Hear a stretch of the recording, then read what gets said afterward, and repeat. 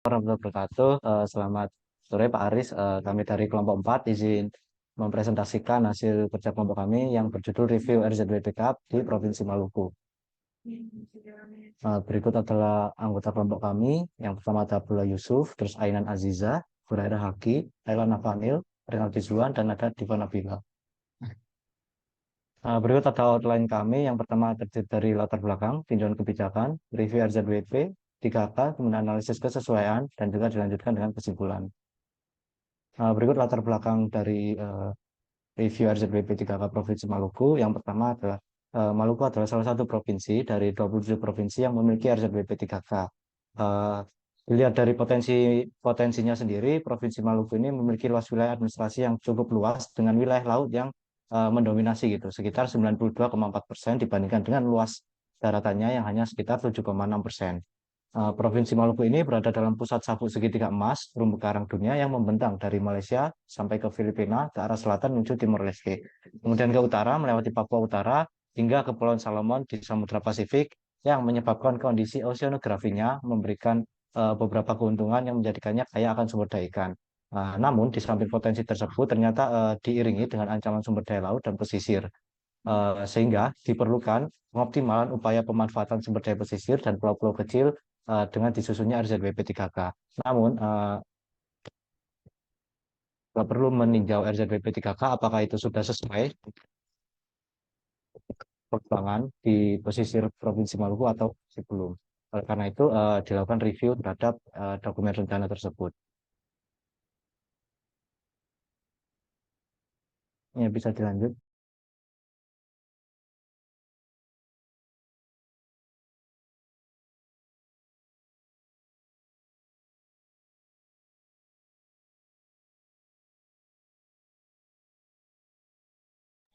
Iya, kedudukan dari RZWP 3K.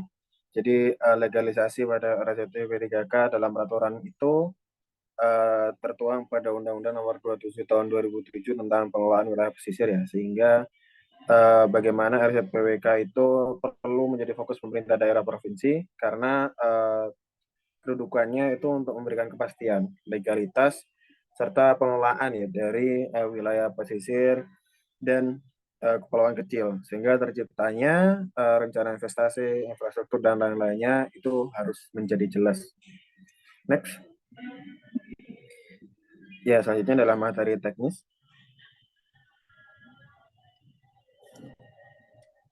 Baik, selanjutnya untuk materi teknis, yang pertama ada tata cara penyusunan dokumen RZWP 3K Provinsi yang harus mempertimbangkan RT-RWN, RTR Pulau atau Kepulauan, RTR KSN, RZKW, dan RZKSNT, dan mempertimbangkan beberapa aspek, salah satunya ada ruang untuk akses publik, ruang untuk kepentingan nasional, dan lain-lain, hingga sistem logistik kelautan. Next.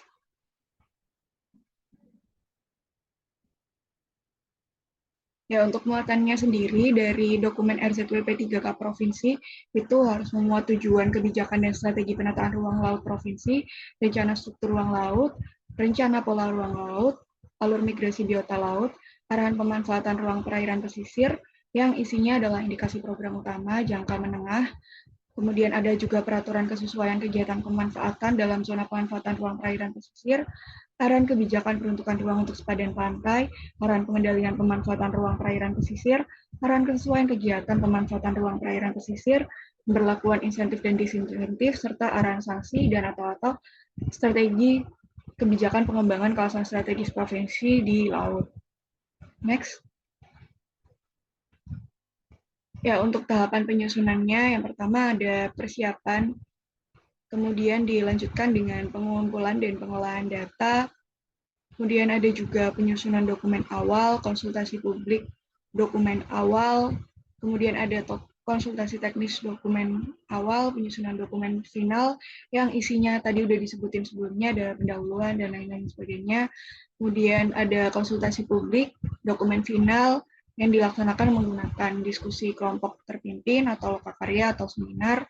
Kemudian ada konsultasi teknis dokumen final. Ini diselenggarakan oleh Direktur Jenderal dengan memberikan tanggapan terhadap konsultasi teknis yang sudah dilakukan sebelumnya. Baru yang terakhir akan mendapatkan persetujuan teknis dari menteri yang diberikan dalam jangka waktu paling lama 20 hari setelah dokumen final diterima. Hasil dokumen final yang sudah mendapatkan persetujuan ini akan diintegrasikan dalam tahap penyusunan konsepsi rencana tata ruang wilayah provinsi. Boleh di next. Selanjutnya ada materi teknis tata cara penyusunan peta RZWP 3K Provinsi. Yang pertama ada persiapan penyusunan RZWP 3K sendiri, yang mana terdiri dari yang pertama penyusunan rencana kerja, TOR dan RAB, kajian awal data sekunder berupa review RT/RW yang sudah ada dan kebijakan lainnya, kemudian persiapan teknis perumusan metodologi dan penyiapan perangkat survei, dan pemberitahuan kepada publik mengenai penyusunan RZWP 3K. Kemudian dilanjutkan dengan mencari kebutuhan data dasar dan tematik, yang mana berdasarkan Permen KP Republik Indonesia nomor 28 tahun 2021 ini, data yang dikumpulkan itu terdiri dari 2 dataset dasar dan 11 dataset tematik yang nanti akan dijelaskan pada slide berikutnya. Kemudian dalam kebutuhan data dasar dan tematik ini ada jenis dan format data penentuan RZWP 3K, yang mana digunakan data geospasial dengan 2 tipe data, ada data vektor dan data raster. Kemudian ada 3 format, yaitu data analog yang mana itu datanya dalam bentuk hard copy, kemudian ada data digital yang bentuknya itu soft copy, dan data tabular yang merupakan data dalam bentuk angka-angka. Kemudian data yang disajikan ini harus memenuhi syarat kualitas. Yang pertama, skala minimal 1/250.000 dengan pendatailan skala minimal 1/50.000. Untuk akurasi spasial, proyeksinya menggunakan UTM, dan data horizontal yang digunakan adalah WGS 84. Kemudian untuk akurasi atribut bergantung pada tipe data dan skala pemetaan. Kemudian untuk spesifikasi datanya, seperti yang dijelaskan sebelumnya, ada data geospasial dasar dan data geospasial tematik. Kemudian tata cara yang ketiga ada pengumpulan dan pengolahan data, yang mana berdasarkan Permen KP RI nomor 28 tahun 2021 tentang penyelenggaraan penataan ruang laut, pengumpulan data ini dilakukan dengan cara mengajukan permintaan data ke kementerian atau lembaga terkait, pemerintah daerah, dan atau non-pemerintah. Kemudian bisa juga melalui studi literatur, diskusi kelompok terumpun, dan survei lapangan yang dapat dilakukan dengan metode observasi, pengambilan sampel, pengukuran, dan wawancara atau penyebaran kuesioner. Kemudian yang keempat ada analisis data. Analisis data yang dilakukan dalam penyusunan RZWP 3K Provinsi ini berupa analisis potensi dan permasalahan kelautan, baik regional maupun global, kemudian analisis daya dukung dan daya tampung ruang sumber daya kelautan, analisis evaluasi ekonomi sumber daya kelautan, analisis hukum laut internasional atau perjanjian internasional, analisis keberlanjutan, analisis skenario pertumbuhan dan pemerataan ekonomi kelautan, dan analisis sistem pusat pertumbuhan kelautan dan perikanan. Kemudian yang terakhir ada penyajian datanya. Untuk penyajian datanya sendiri, peta tematik dan peta RZWP 3K ini dengan skala 1/250.000, dan apabila diperlukan dapat digambarkan dalam skala 1/50.000.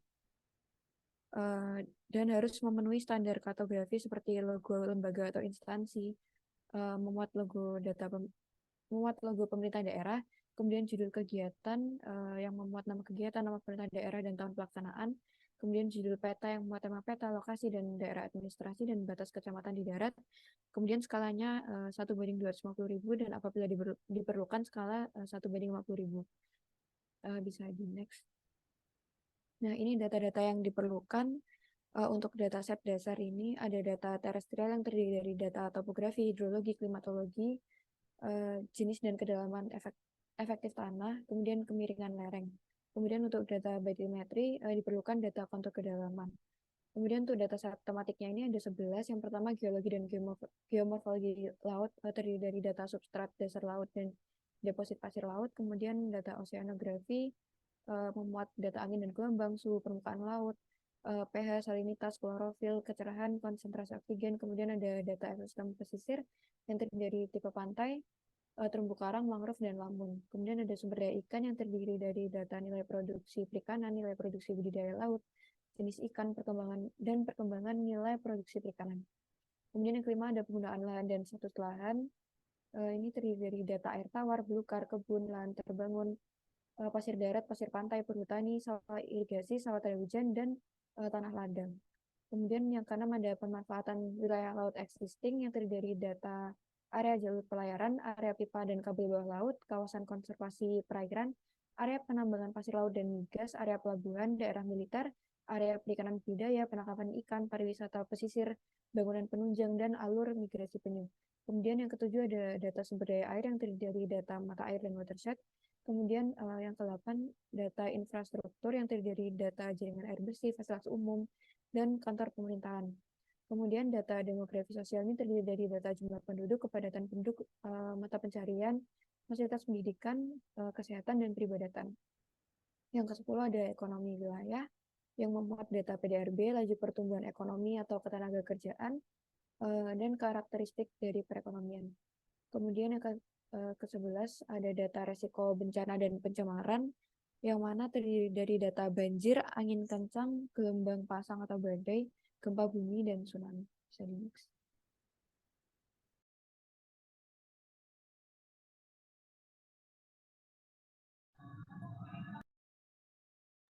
Ya, baik. Selanjutnya adalah review dari RZLP 3K sendiri, di mana diawali dengan review pendahuluan.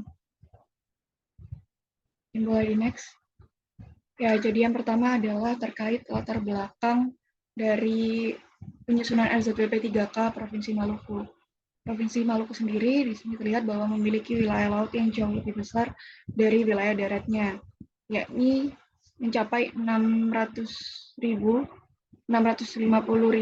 km atau 92% dibandingkan dengan daratnya yang hanya 54.000. Kemudian Provinsi Maluku ini akhirnya memiliki berbagai potensi kelautan, seperti misalnya berada pada 3 wilayah pengelolaan perikanan negara Republik Indonesia atau WPP-NRI dengan total potensi perikanan sebesar 3.055.504 ton per tahun, luas lahan budidaya laut yang tersedia mencapai 49.300 hektar, luas lahan budidaya air payau mencapai 495.300 hektar, luas lahan budidaya air tawar yang efektif mencapai 36.251 hektar, potensi suplai benih bagi kegiatan perikanan budidaya, baik benih dari alam maupun dari pusat pembenihan, memiliki luasan ekosistem mangrove, lamun, dan terumbu karang yang signifikan untuk mendukung keberadaan dan keberlanjutan sumber daya yang ada, terutama sumber daya ikan, serta menyediakan pantai yang indah sehingga memungkinkan dikembangkan berbagai kegiatan budidaya laut dan payau, serta jasa lingkungan seperti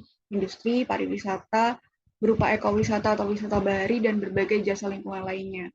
Namun di sisi lain, karena potensinya beragam juga, akhirnya pesisir di Maluku juga memiliki berbagai permasalahan, seperti degradasi ekosistem dan sumber daya, kemudian ada dampak pemanasan global, dampak perubahan iklim, EU fishing, dan konflik pemanfaatan ruang di antara berbagai stakeholder yang memanfaatkan ruang, ekosistem, dan sumber daya yang ada di pesisir Provinsi Maluku. Oleh karena itu, untuk mengoptimalkan upaya pemanfaatan sumber daya pesisir dan pulau-pulau kecil yang ada di Provinsi Maluku, maka perlu dilakukan kegiatan penyusunan dokumen rencana detail tata ruang terkait rencana zonasi wilayah pesisir dan pulau-pulau kecil atau RZLP 3K yang fungsinya untuk mengalokasikan dan mengatur pemanfaatan ruang berdasarkan hasil analisis kesesuaian lahan yang sesuai dengan amanat dari UU nomor 1 tahun 2014 tentang perubahan atas UU nomor 27 tahun 2007 tentang pengelolaan wilayah pesisir dan pulau-pulau kecil. Dari dokumen RZLP 3K Provinsi Maluku ini juga diharapkan bisa jadi instrumen perizinan dalam pemanfaatan ruang bagi wilayah pesisir dan pulau-pulau kecil di Provinsi Maluku. Boleh di next. Untuk dasar hukumnya sendiri ada 4 dasar hukum utama yang digunakan dalam penyusunan RZLP 3K Provinsi Maluku. Yang pertama ada Undang-Undang Nomor 27 Tahun 2007 tentang pengelolaan wilayah pesisir dan pulau-pulau kecil. Kemudian ada Undang-Undang Nomor 1 Tahun 2014 tentang perubahan atas Undang-Undang Nomor 27 Tahun 2007 tadi. Kemudian ada Undang-Undang Nomor 23 Tahun 2014 tentang pemerintah daerah dan Undang-Undang Nomor 32 Tahun 2014 tentang kelautan. Selain itu, digunakan pula pedoman-pedoman dalam penyusunan RZLP 3K yang sudah sempat disebutin di bagian-bagian sebelumnya. Boleh di next. Ya, untuk profil wilayah sendiri dibagi berdasarkan beberapa aspek.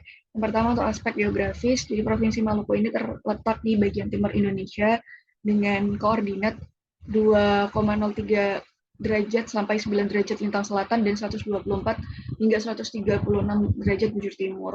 Dan terdiri dari 1.340 pulau yang di dalamnya ada 4 pulau besar dengan luas masing-masing lebih dari 2.000 km dan selebihnya adalah pulau-pulau kecil termasuk pulau yang berukuran sangat kecil di bawah 1.000 km.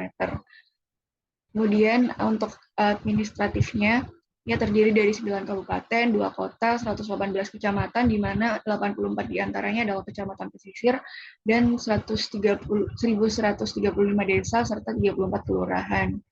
Boleh next. Ya, untuk kondisi fisiknya dibagi lagi menjadi beberapa subaspek. Yang pertama untuk wilayah perairan. Luas perairannya seperti yang udah dijelasin sebelumnya di latar belakang adalah 92,4% dari total luas wilayah perencanaan dengan potensi sumber daya kelautan sebesar 3 juta sekian ton per tahun. Terus Provinsi Maluku ini juga berada di posisi strategis nasional, punya 19 pulau-pulau kecil terluar yang tersebar di kabupaten-kabupaten yang ada. Kemudian untuk batimetrinya, untuk wilayah perairan yang kedalamannya yang jaraknya 0 sampai 12 mil laut, batimetri perairannya itu ada di rentang kedalaman 0 sampai 1000 meter dengan dominasi kedalamannya ada di 100 sampai 500 meter. Untuk substrat air lautnya terdiri dari 5 jenis sedimen dasar laut, mulai dari pasir dan lanau, lumpur, sulut gamping, sulut silikan, serta lempung yang dominasinya adalah di sulut silikan dan lempung. Kemudian untuk oceanografinya ini ada beberapa penjelasan lagi. Yang pertama untuk tinggi gelombangnya itu rata-ratanya 1 meter. Untuk kecepatan arusnya ada di rentang 0,05 sampai 0,2 meter per sekon dengan rata-rata kecepatannya 0,05 sampai 0,1 meter per sekon. Kemudian untuk suhu permukaan lautnya berkisar antara 28 hingga 31 derajat dengan rata-rata suhunya adalah 29,85 derajat Celcius. Untuk kandungan klorofilnya berkisar antara 0,08 sampai 7,71 mg per liter. Kemudian untuk kecerahan perairan lautnya berkisar antara 10,12 sampai 45,75 meter. pH-nya berkisar antara 7,8 sampai 8. Untuk salinitasnya sendiri berkisar antara 32 sekian hingga 34 sekian dengan rata-rata 33,5. Kemudian untuk sosialnya, jumlah penduduknya adalah 1,5 sekian di tahun 2010 dan naik hingga 1,6 sekian di tahun 2015. Namun kenaikan atau laju pertumbuhan penduduk tersebut sebenarnya cenderung menurun jika dibandingkan dengan periode sebelumnya. Distribusi penduduknya sendiri tidak merata karena terkonsentrasi pada kota Ambon, yakni sebesar 24,41% dari total penduduknya. Kemudian untuk dari kegiatan perikanannya dijalankan atau digerakkan oleh pelaku usaha perikanan yang berasal dari rumah tangga perikanan yang tersebar di seluruh wilayah provinsi. Kemudian untuk ekonominya, PDRB-nya disumbangkan lebih banyak oleh sektor pertanian, administrasi pemerintahan, pertahanan, dan jaminan sosial wajib, serta perdagangan. Kemudian untuk budayanya, hubungan-hubungan sosial yang terbentuk dalam kehidupan masyarakat seperti pela dan gendong masih terjaga dengan baik sampai saat ini di semua desa adat yang ada di Maluku. Kemudian sasi juga masih dipertahankan untuk menjaga kelestarian ekosistem dan sumber daya pesisir dan laut. Kepemilikan dan pengelolaan wilayah pesisir dan pulau-pulau kecil yang ada di Provinsi Maluku itu masih berbasis pada sistem kepemilikan lokal desa atau clan. Boleh di next. Selanjutnya ini adalah peta dari wilayah perencanaan yang meliputi ruang lingkupnya mencakup wilayah daratan dan lautan. Daratnya adalah batas terluar dari kecamatan pesisir, untuk lautnya adalah sejauh 12 mil laut dengan total luas perencanaan sebagaimana tertera di presentasi. Mungkin boleh di next ke analisis selanjutnya. Ya, mungkin selanjutnya merupakan identifikasi jenis kegiatan pemanfaatan pesisir dan kelautan yang ada di Provinsi Maluku. Jadi yang kami temukan, jadi identifikasi ini penting untuk dilakukan agar kegiatan pemanfaatan yang dilakukan di wilayah pesisir dan pulau kecilnya itu bisa bersifat keberlanjutan dan tidak merusak lingkungan. Lanjut. Yang pertama itu ada jenis kegiatan pertambangan, yang mana ditemukan bahwa di Provinsi Maluku itu di Cekungan Bula ada potensi minyak yang mencapai 3,3 juta barel. Selain itu juga ada pemanfaatan pasir laut yang dilakukan di Maluku Tenggara dan juga di Saparua, yang mana pemanfaatan penggunaan bahan tambang gas alam di Blok Masela. Yang terakhir adanya pengembangan energi arus laut sebagai sumber energi terbarukan. Lanjut. Selanjutnya itu merupakan jenis kegiatan kawasan konservasi, yang mana ini merupakan kebutuhan utama dalam meningkatkan keseimbangan pemanfaatan di wilayah pesisir. Ini juga dilakukan sebagai upaya penting dalam menyelamatkan potensi sumber daya agar tetap tersedia secara keberlanjutan tadi. Selanjutnya juga ada jenis kegiatan pariwisata yang mana tercatat bahwa ada 302 potensi wisata di Provinsi Maluku, yang mana paling tingginya itu ada wisata bahari, yakni 30% dari keseluruhan pariwisata. Jadi ini patutnya harus dikembangkan karena memiliki keindahan, keaslian, dan keutuhan maupun kelangkaan pada wisata bahari tersebut, sehingga patut dikembangkan untuk menjadi pemanfaatan pariwisata yang optimal. Lanjut. Selanjutnya ada barang muatan kapal tenggelam atau BMKT. Jadi ditemukan bahwa di Provinsi Maluku itu ada 70 titik lokasi BMKT, yang mana itu tersebar di perairan Arafura sebanyak 57 lokasi, Pulau Ambon sebanyak 13 lokasi. Itu merupakan titik-titiknya. Namun sampai saat ini yang baru diidentifikasi itu hanya satu, yaitu kapal kargo SS Duke of Sparta yang tenggelam di Teluk Ambon, yang menjadi salah satu potensi sumber daya arkeologi maritim. Selanjutnya ada sarana prasarana kelautan perikanan, yang mana ada dua, yaitu Tambat Labu dan Cold Storage. Dan berdasarkan data itu ada 13 pelabuhan perikanan yang di mana faktanya itu baru 8 saja yang dimanfaatkan, sementara yang lain masih belum dimanfaatkan. Terus selanjutnya ada cold storage yang tercatat ada 87 unit di Provinsi Maluku ini.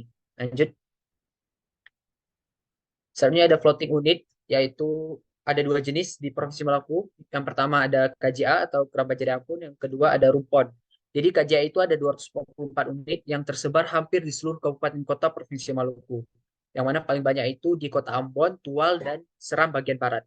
Tadinya juga ada rumpun itu juga tersebar di seluruh wilayah. Persebarannya itu tersebar di seluruh wilayah. Yang ketujuh ada area penangkapan ikan modern dan tradisional serta budidaya laut. Yang mana di Provinsi Maluku itu area penangkapan ikan komersial berada di Gugus Pulau 2, Gugus Pulau 8, dan Gugus Pulau 9 di Kepulauan Aru. Yang mana untuk area penangkapan ikan tradisional itu terdapat di seluruh gugus pulau. Terus selanjutnya di Provinsi Maluku itu sekitar kurang lebih 22,30% adalah penangkapan ikan secara tradisional. Jadi penangkapan ikan secara tradisional itu lebih besar dari penangkapan ikan secara modern di Provinsi Maluku ini. Lanjut. Saya juga ada kawasan militer. Jadi dari sudut pandang pertahanan dan keamanan, militer ini merupakan arti penting sebagai pintu gerbang keluar masuknya aliran orang dan barang. Jadi Provinsi Maluku ini sebenarnya memiliki 19 pulau terluar sesuai Kepres nomor 6 tahun 2017. Tapi faktanya di Provinsi Maluku ini belum ada kawasan militer. Yang ada itu hanya pemanfaatan sebagian kecil saja yang merupakan pangkalan militer Angkatan Laut seperti Lantamal 9 di Ambon, Lantamal 9 Ambon di Halong. Selanjutnya nomor 9 ada alur laut atau pipa kabel bawah tanah, yang mana ini juga masih sangat terbatas di Provinsi Maluku. Yang ada itu hanya jalur kabel laut yang memanjang dari pantai Galala ke pantai Poka yang melalui dasar ambang Poka Galala. Juga terdapat selain jalur kabel laut juga ada kabel serat optik yang memanjang dari Masohi ke Ambon, yang mana untuk perempuan dasar tempat instalasi bawah air laut yang terkait dengan kelautan dan perikanan. Yang mana terakhir juga ada instalasi bawah air laut yang terkait dengan kelautan dan perikanan. Yang mana itu hanya sekitar kurang lebih 50 meter di Balai Perikanan Budidaya Laut Waiheru, Balai Budidaya Laut Tual, Balai Benih Ikan Pantai Masika Jaya, dan Balai Budidaya Laut Waiheru. Jadi ada 3 alur laut atau pipa dan kabel bawah tanah air laut. Lanjut. Sebenarnya ada alur pelayaran, yang mana itu alur pelayaran di Provinsi Maluku itu ada 2. Yang pertama pelayaran Nusantara melalui 4 gugus pulau, gugus pulau 7, gugus pulau 6, dan gugus pulau 8, yang mana 3, dan gugus pulau 9 di Kepulauan Aru. Yang kedua itu ada pelayaran lokal melalui semua gugus pulau dengan angkutan feri atau angkutan penyeberangan feri atau ASDP dan juga yang juga melalui seluruh pulau. Selanjutnya nomor 11 ada alur migrasi biota yang mana Provinsi Maluku ini memiliki 3 wilayah pengelolaan perikanan, yakni WPP 714 atau Laut Banda, WPP 715 atau Laut Seram, dan WPP 718 atau Laut Arafura. Jadi ketiga WPP ini menjadi alur migrasi biota laut, terutama itu paling besar ada ikan tuna dan ikan pelagis lainnya. Yang mana itu salah satunya ada ikan paus, lumba-lumba, dan juga lainnya. Lanjut. Nah, selanjutnya ini merupakan data potensi dari Provinsi Maluku. Lanjut. Yang pertama itu ada potensi terumbu karang, yang mana di Provinsi Maluku tercatat bahwa ada 432.000 hektar potensi terumbu karang, yang mana ini merupakan salah satu fakta yang sangat bisa menjadi potensi di dalam Provinsi Maluku, perairan Provinsi Maluku. Yang selanjutnya ada ekosistem mangrove, yang mana ditemukan bahwa luasnya 208.239 hektar di Provinsi Maluku ini. Yang tercatat bahwa luas mangrove terbesar keempat di Indonesia. Jadi ini juga merupakan salah satu potensi yang seharusnya bisa dimanfaatkan di perairan pesisir Provinsi Maluku. Lanjut. Selanjutnya ada Padang Lamun. Tercatat bahwa total luasan Padang Lamun itu seluas 39.000 hektar, yang mana dalam perkembangan selama 11 tahun telah terjadi degradasi yang mengakibatkan perubahan luasan ekonomi laut pada tahun 2016 menjadi 9.000 saja. Dengan perincian kondisi baik itu 3.000 hektar, sedangkan 4.000 hektar dan rusak. Sedang itu 4.000 hektar dan rusak itu sekitar 956 hektar. Jadi juga kerapatan lamun tertinggi itu ada di gugus Pulau 7 atau Pulau Ambon dan Pulau-Pulau Lease.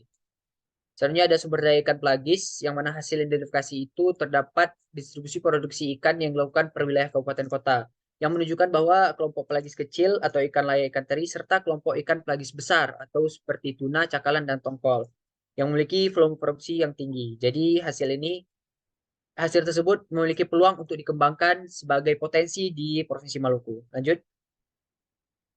Sebenarnya sumber daya ikan demersal, jadi pada kelompok ikan demersal ini ada ikan kue atau buru bara dan kakap merah yang merupakan jenis-jenis volume yang memiliki produksi tinggi. Yang mana ini merupakan juga salah satu potensi sebagai sumber daya ikan demersal pada Provinsi Maluku. Selanjutnya sumber daya ikan budidaya, jadi perikanan budidaya itu tersebar merata di 12 gugus pulau, walaupun jumlahnya itu berbeda-beda dan cukup beragam juga. Terus luas area usaha perikanan budidaya ini ada sekitar 11.000 hektar yang terdiri dari budaya jaring apung, rumput laut, tambak, kolam, dan budidaya lainnya. Lanjut. Selanjutnya pasir. Jadi pasir di Provinsi Maluku itu memiliki luas sebesar 172.000 hektar dengan hamparan pasir terluas itu berada di Kabupaten Maluku Tenggara dengan luas 73.000 hektar. Dan terkecilnya itu ada di Kota Ambon sekitar 639 hektar yang dapat dimanfaatkan sebagai potensi di Provinsi Maluku juga. Yang ke-8 ada mineral. Jadi mineral dasar laut Provinsi Maluku ini memiliki berbagai potensi galian dan mineral yang belum dikembangkan secara optimal. Yang ada itu mineral jenis emas banyak terdapat di Pulau Wetar dan Lirang, sementara kaulin, pasar kuarsa, belerang, kapur, batu apung, asbes, mangan, tembakau, krom, dan bahan mineral lainnya itu tersebar di 40 daerah lokasi pertambangan, yang mana ini juga dapat dimanfaatkan sebagai potensi perairan pesisir di Provinsi Maluku. Lanjut. Selanjutnya ada bahan galian industri, ada beberapa yaitu batu gamping, belerang, marmer, dan feldspar, lempung, dan pasir kuarsan yang dapat diarahkan menjadi salah satu potensi juga di perairan Provinsi Maluku. Yang ke-10 ada bahan galian golongan A, B, dan C. Yang mana bahan galian golongan A itu adalah minyak dan gas bumi, seperti yang sudah dijelaskan di jenis pemanfaatan tadi. Selanjutnya ada golongan B itu ada emas yang tersimpan di perbukitan dalam wilayah 3 kabupaten. Selanjutnya bagian C itu ada batu gamping, kapur, mika, sirtu, lempung, dan andesit yang banyak tersebar di salah satu Pulau Seram. Lanjut. Nah, itu saja potensi yang dapat kami sampaikan. Selanjutnya akan dijelaskan oleh teman lain. Oke, selanjutnya ada isu strategis dari perairan di Provinsi Maluku, bisa di next.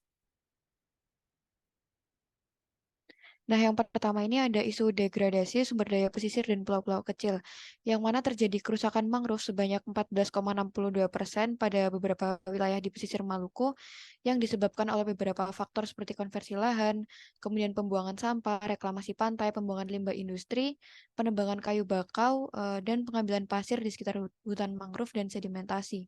Kemudian juga ada kecenderungan penurunan luas padang lamun sebanyak 10,2% dan hilangnya beberapa jenis lamun. Kemudian juga ada kerusakan terumbu karang sebanyak 18,6%. Yang kedua ada isu marginalisasi dan kemiskinan masyarakat pesisir. Em, Terdapat rendahnya tingkat kesejahteraan masyarakat pesisir dan pulau-pulau kecil yang bekerja pada sektor non-perkotaan. Kemudian aspek sosial budaya yang masih belum dikelola dengan baik sehingga menimbulkan masalah sosial budaya. Bisa di next. Yang ketiga ada isu konflik pemanfaatan dan konflik kewenangan. Perencanaan pembangunan WP3K ini masih belum didasarkan pada sistem zonasi yang baik, kemudian lemahnya status legal pengelolaan ruang kosong, kemudian juga kawasan pulau kecil terluar perbatasan yang belum dikelola sebagai media potensi wilayah. Kemudian yang keempat ada isu bencana alam atau bencana akibat tindakan manusia. Jadi Provinsi Maluku ini terletak pada pertemuan tiga lempeng tektonik, yaitu lempeng Indo-Australia, Eurasia, dan lempeng Pasifik, sehingga menimbulkan potensi adanya gempa bumi. Bisa di next. Yang kelima ada isu kekosongan dan ketidakpastian hukum, yang mana kondisi kawasan pulau-pulau kecil yang luas ini menyulitkan untuk melakukan monitoring di bidang pertahanan dan keamanan. Jadi berbagai kasus pencurian ikan ini banyak terjadi. Kemudian yang keenam ada isu potensi sumber daya pesisir. Eh, Terumbu karang di perairan pesisir Maluku ini memiliki jenis ikan yang telah termasuk dalam kategori langka, terancam punah, ada yang dalam status rawan dan status penurunan populasi yang sangat drastis akibat pemanfaatan sehingga perlu mendapat upaya perlindungan. Kemudian kegiatan pemanfaatan sumber daya ikan karang yang destruktif dan pemanfaatan batu karang yang berdampak terhadap penurunan jumlah spesies dan populasi dari kelompok ikan karang. Bisa di next. Nah, yang ketujuh ada isu lain yang terkait, yaitu terdapat sedimentasi, abrasi, dan perubahan garis pantai, kemudian dataran rendah aluvial yang terdistribusi mengalami proses intrusi air laut, kemudian terjadinya pencemaran pada perairan pesisir laut dan pulau-pulau kecil yang bersumber dari limbah rumah tangga. Kemudian fenomena kenaikan muka air laut, lalu ada lemahnya pengembangan ekowisata pesisir dan pulau-pulau kecil, lemahnya pengelolaan konservasi, kemudian lemahnya pengelolaan WP3K yang disebabkan tidak adanya instrumen pengelolaan, masih banyak tumpang tindih kewenangan, dan pengelolaan di WP3K dan lemahnya sistem monitoring, kontrol, dan surveillance. Kemudian kurangnya perhatian pemerintah setempat pada masyarakat pulau-pulau kecil terluar hingga menimbulkan permasalahan. Bisa di next. Selanjutnya kita akan masuk ke review tujuan kebijakan dan sasaran strategi RZWP 3K Provinsi Maluku, di mana tujuannya ini ada 4, yaitu ekologis, ekonomi, sosial budaya, dan kelembagaan tata kelola. Di mana sasaran dari tiap tujuan, yaitu yang pertama untuk tujuan ekologis adalah mengelola sumber dan dampak intrusi air laut dan pencemaran lingkungan, mengendalikan dan mengelola dampak sedimentasi dan abrasi, mitigasi gempa dan potensi tsunami, minimalisasi mengelola dampak kenaikan muka air laut, mengelola ekosistem mangrove, lamun, dan terumbu karang, serta secara terpadu dan berkelanjutan, mengelola sumber daya ikan karang dengan pendekatan ekosistem, mengembangkan model pengelolaan ekowisata pesisir dan pulau-pulau kecil yang berkelanjutan, serta mengembangkan model pengelolaan dan jejaring konservasi kawasan dan jenis ikan di wilayah pesisir dan pulau-pulau kecil. Untuk sasaran di tujuan ekonomi, yaitu untuk meningkatkan nilai tukar masyarakat dan mengembangkan diversifikasi usaha ekonomi produktif berbasis potensi dan daya dukung lingkungan dan sumber daya pesisir dan pulau-pulau kecil, mengoptimalkan pengembangan pulau-pulau kecil perbatasan, serta mengelola sumber daya perikanan budidaya laut yang ramah lingkungan dan berkelanjutan. Untuk sasaran di sosial budaya itu ada meningkatkan kualitas dan kapasitas sumber daya manusia pesisir dan pulau-pulau kecil, serta mengoptimalkan peran dan sosial dan budaya lokal masyarakat pesisir dan pulau-pulau kecil. Dan yang terakhir, untuk sasaran di tujuan kelembagaan dan tata kelola itu adalah menerapkan model pengelolaan dan pemanfaatan berbasis sistem zonasi di wilayah pesisir, meningkatkan pelayanan infrastruktur, peran dan integrasi kelembagaan dalam pengelolaan wilayah pesisir dan pulau-pulau kecil. Dan ini adalah review dari rencana alokasi ruang. Bisa di next.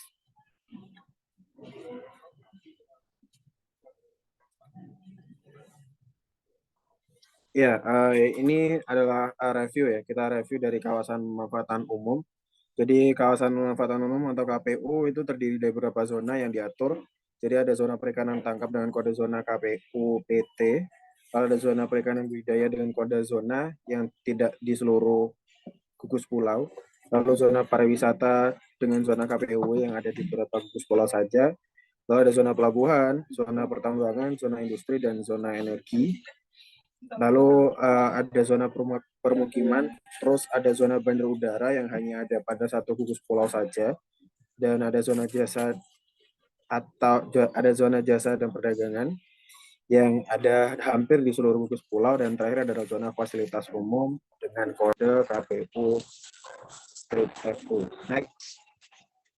Selanjutnya adalah review rencana pemanfaatan ruang, di mana di sini ditampilkan tabel IBX atau matriks IBX yang menyilangkan antara jenis-jenis kegiatan dengan zona kawasan, yaitu kawasan pemanfaatan umum, konservasi, alur laut, dan strategis nasional tertentu, di mana matriksnya ini ada 3 jenis, yaitu I, B, dan X, di mana B itu adalah kegiatan yang diperbolehkan, I adalah kegiatan yang diperbolehkan setelah mendapatkan izin, sedangkan X adalah kegiatan yang tidak diperbolehkan. Berikut merupakan matriks yang bisa dilihat di layar. Nah, selanjutnya ini adalah arahan pengelolaan dari keempat kawasan, yaitu kawasan pemanfaatan umum, konservasi, strategi nasional tertentu, dan alur laut, di mana arahan pengelolaannya masing-masing bisa dilihat di layar. Yang pertama adalah untuk KPU atau kawasan pemanfaatan umum, dengan arahan untuk pengelolaan kawasan diarahkan sebesar-besarnya bagi peningkatan kesejahteraan masyarakat, dilakukan mengenai mekanisme insentif-disentif untuk mengoptimalkan keuntungan dan meminimalisir kerugian yang mungkin terjadi, dan dilakukan secara sistematif, partisipatif, kolaboratif, serta berkelanjutan. Nah, untuk kawasan konservasi itu arahan pengelolaannya itu pada lokasi yang memiliki nilai penting secara ekologi, sosial, budaya, dan ekonomi berdasarkan kriteria kesesuaian, dan penetapan lingkungan konservasi berupa kawasan atau spesies yang perlu dikonservasi, pelindungan dan rehabilitasi das dan daerah tangkapan air, lalu rehabilitasi ekosistem pesisir yang telah rusak, dan kawasan berbasis masyarakat untuk mencegah benturan fungsi kawasan lindung dan eksploitasi sumber daya wilayah pesisir dan pulau-pulau kecil yang berlebihan. Nah, untuk KSNT itu adalah pengelolaan secara partisipatif dan kolaboratif dengan memberdayakan masyarakat sekitar kawasan serta menggandeng institusi terkait lainnya. Lalu rehabilitasi sumber daya dan ekosistem pesisir laut yang terancam, pengembangan kegiatan ekowisata yang berbasis aktivitas ramah lingkungan, dan pengembangan penelitian dan pendidikan kawasan strategis nasional tertentu. Nah, untuk alur laut sendiri, itu pengelolaannya akan diarahkan bagi kepentingan pengembangan ekonomi kerakyatan dan pelestarian lingkungan, serta menghindari konflik pemanfaatan ruang dan alur laut. Lalu dilakukan juga secara mekanisme insentif dan disentif, dan dilakukan secara sistematis, partisipatif, kolaboratif, dan berkelanjutan. Oke, baik, selanjutnya adalah review dari indikasi program.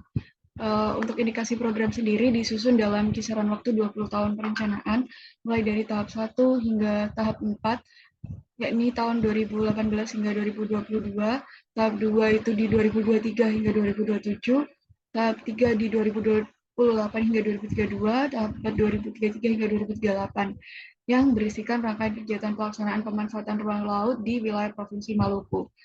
Review indikasi program ini disusun berdasarkan kegiatan-kegiatan yang ada pada kawasan pemanfaatan umum, kawasan konservasi, kawasan strategis nasional tertentu atau KSNT, dan alur laut pada setiap zonanya.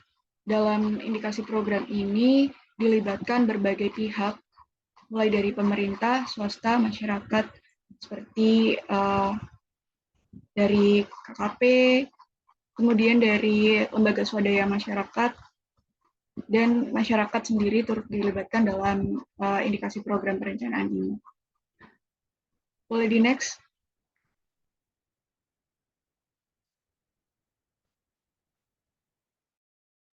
Ya, selanjutnya kita masuk ke analisis kesesuaian. Yang pertama adalah analisis batasan wilayah perencanaan RZBP 3K.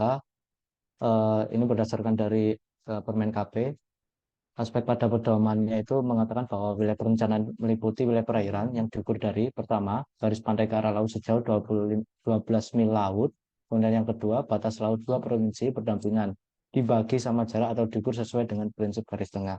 Berdasarkan evaluasi, ini bisa dikatakan sesuai dengan keterangannya. Ruang lingkup wilayah perencanaan dalam RZBP 3K Provinsi Maluku telah mencakup daratan dan lautan, yang mana wilayah perencanaan di laut ini sama dengan wilayah pengelolaan di laut seluas 156.689,64 km persegi, yang merupakan kewenangan pemerintah Provinsi Maluku seperti yang diamanatkan dalam UU nomor 23 tahun 2014 tentang pemerintah daerah.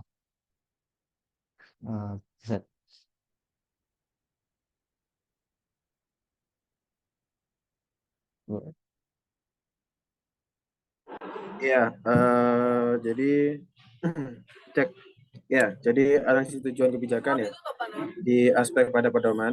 Jadi yang pertama itu visi misi pengelolaan. Sayangnya belum sesuai ya, karena tidak ada visi misi pada tujuan kebijakan tersebut. Terus pada aspek kebijakan pengelolaan, terus tujuan pengelolaan dan strategi pengelolaan itu telah sesuai dan telah tercantum semuanya sesuai dengan Permen KP pada nomor 20 tahun 2021. Next.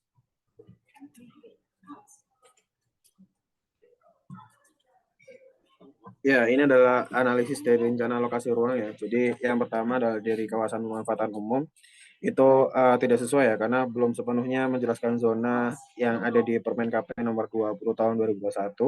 Terus ada di kawasan konservasi itu juga masih belum sesuai, karena sayangnya ada beberapa zona yang tidak dicantumkan di sana. Lalu ada di KSNT dan di alur laut yang masih belum semuanya tercantum. Terutama mungkin di alur laut itu ada beberapa jalur yang memang belum dicantumkan pada RZWP 3K Provinsi Maluku. Next.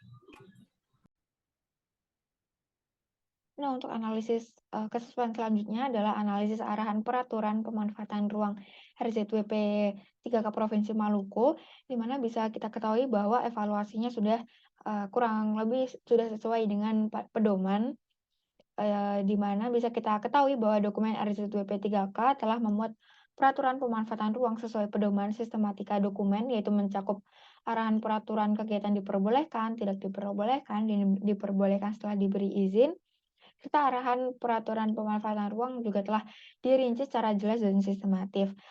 Dan untuk penyajian ITBX-nya juga telah sesuai dengan pedoman Permen KP nomor 28, dan kami dapat memberikan rekomendasi untuk menyempurnakan dokumen ini dengan dapat disajikannya dalam bentuk tabel untuk mempermudah pemahaman oleh pembaca pada peraturan sistematika dokumen yang mencakup arahan peraturan kegiatan diperbolehkan, tidak diperbolehkan, dan diperbolehkan setelah mendapatkan izin.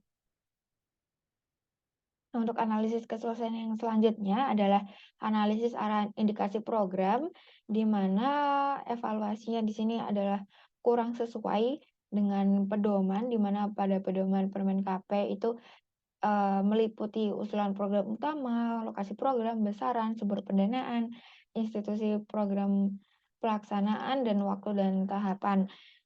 Nah, ini kurang sesuai karena pada dokumen RZWP itu masih belum memuat muatan besaran atau perakiraan biaya di indikasi programnya.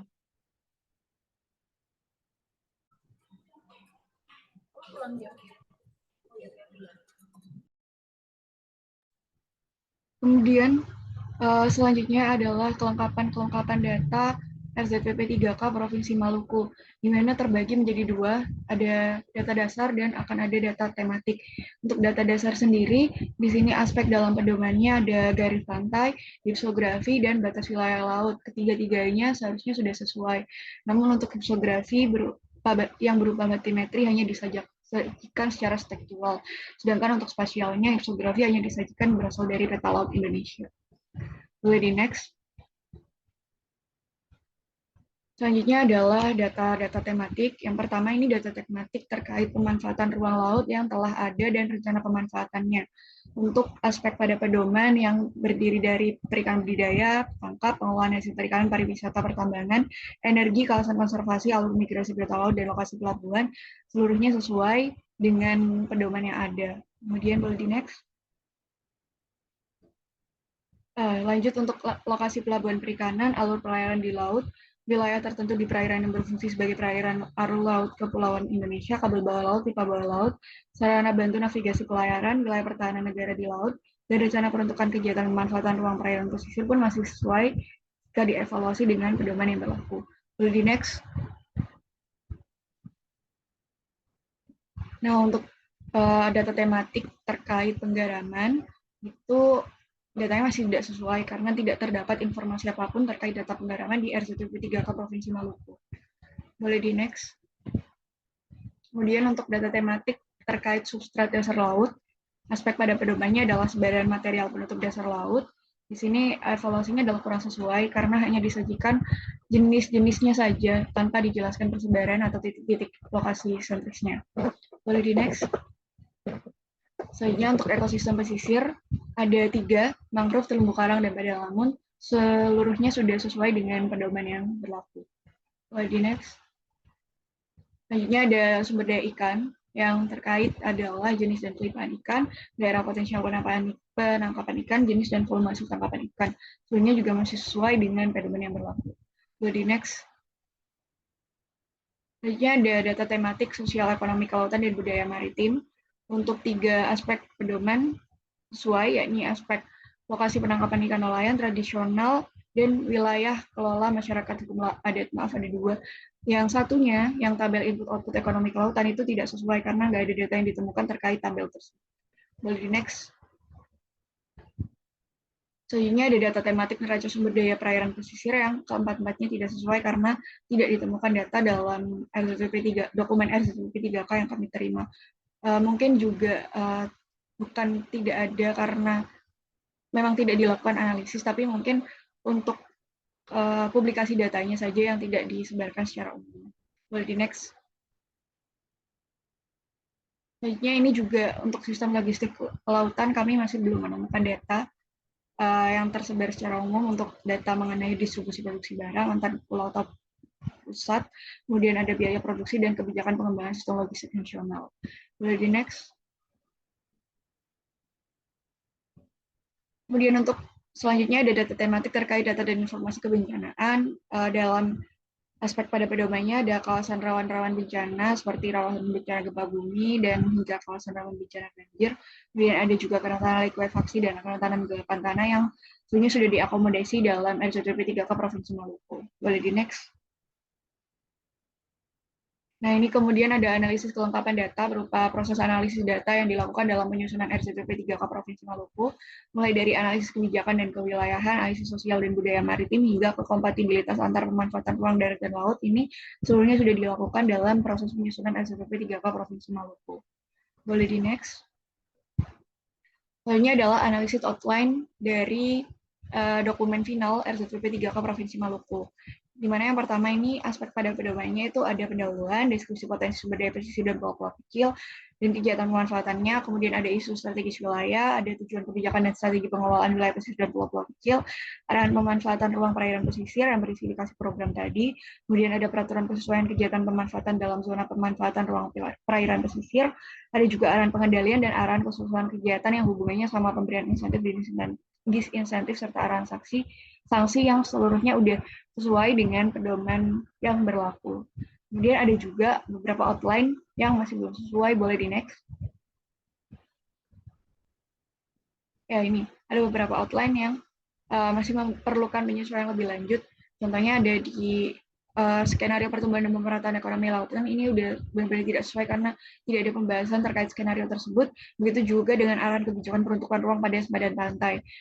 Tapi untuk rencana struktur laut, rencana pola laut, dan alur migrasi biota laut, serta lampiran peta, itu sebenarnya sudah ada, cuman ya mungkin kurang sesuai karena di rencana struktur laut, rencana pola ruang laut, dan alur migrasi biota laut ini masih terintegrasi di satu saja, yakni dalam berupa rencana alokasi ruang, di mana di lampiran peta juga cuma ada lampiran peta terkait alokasi ruang tersebut. Ya, mungkin selanjutnya akan dijelaskan oleh teman saya.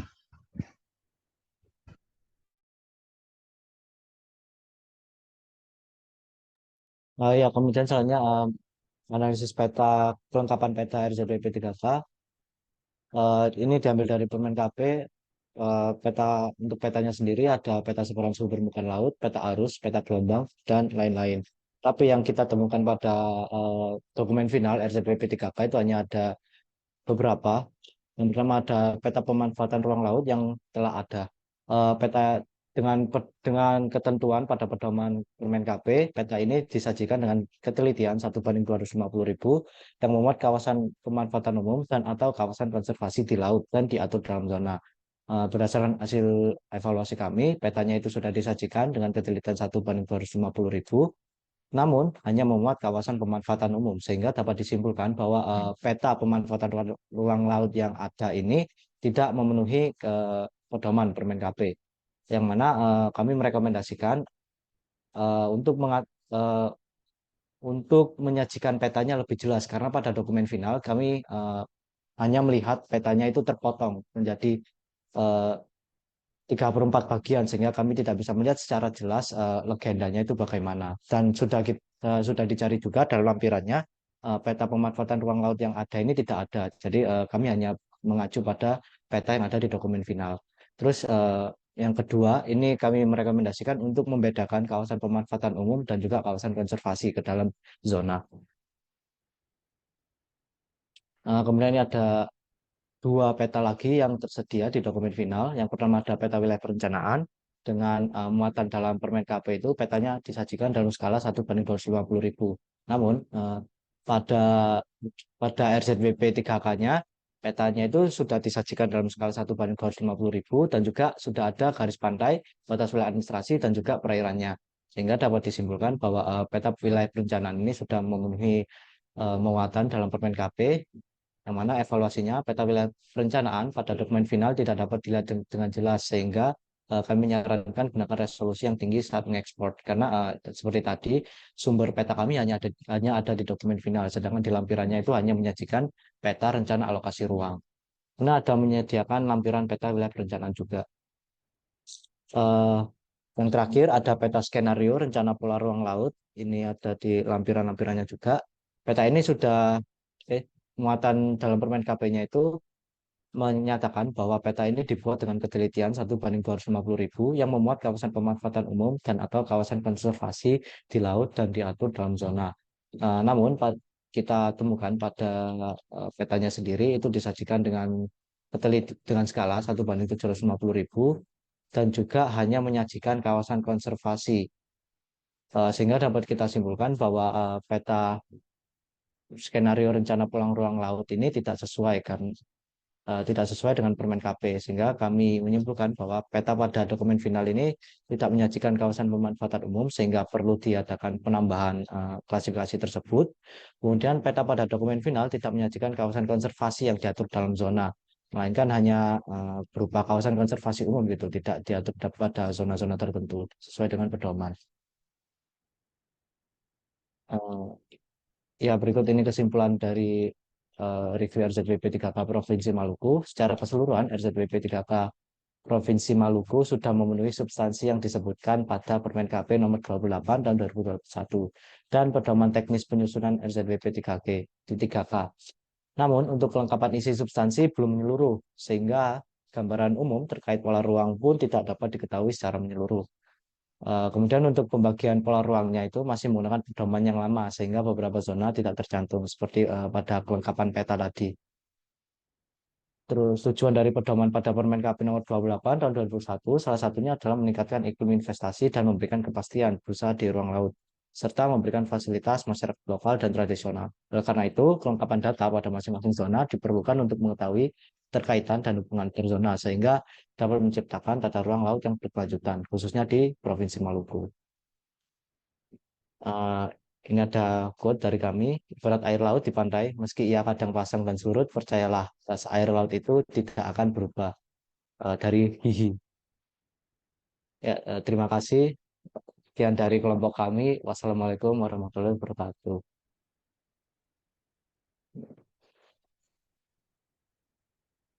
Udah.